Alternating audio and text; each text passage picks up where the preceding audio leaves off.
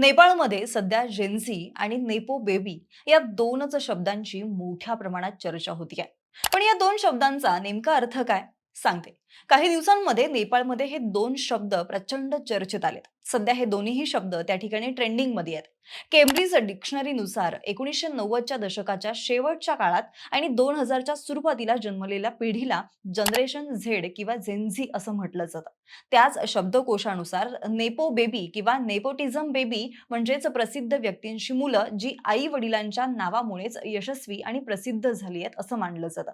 सध्या नेपाळमध्ये सोशल मीडियावरील बंदी आणि राजकीय भ्रष्टाचाराच्या आरोपांवरून तरुणाईमध्ये प्रचंड असंतोष निर्माण झालाय. या आंदोलनामध्ये आतापर्यंत 24 जणांना आपला जीव गमवावा लागलेला आहे. शिवाय नेपाळचे पंतप्रधान के. पी. शर्मा ओली यांनी सुद्धा आपल्या पदाचा राजीनामा दिलेला आहे.